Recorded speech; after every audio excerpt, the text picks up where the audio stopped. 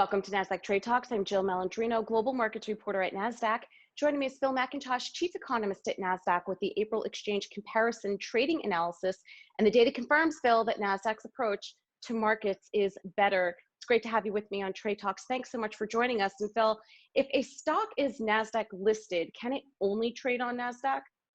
Yeah, I think that's one of the big misconceptions with the market.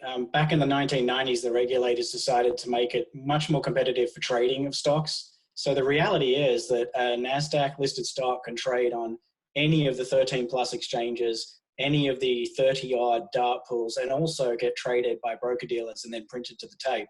So actually there's about 50 different places that a stock of any listing can trade. So Nasdaq also trades New York Stock Exchange listed stocks as an example.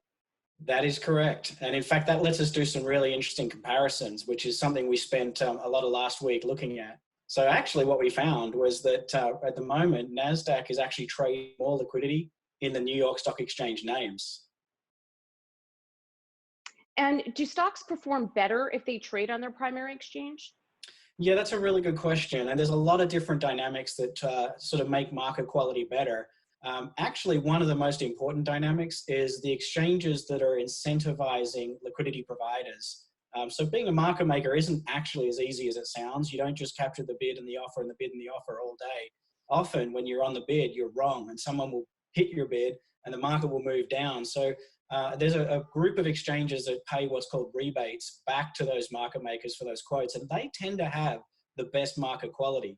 And we do that across all of the different stocks in the spectrum. And actually what we find is that because of the way we have our market structured with our rebates, we are actually at the inside quote more often than any other exchange in America.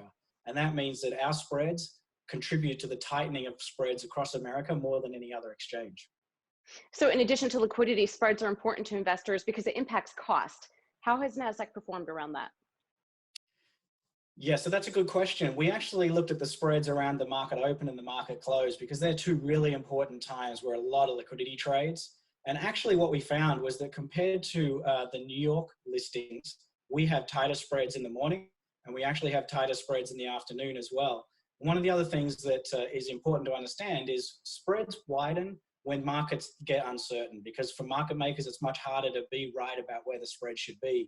And so what you find is when volatility spikes, like it did back in March, spreads widen for all stocks.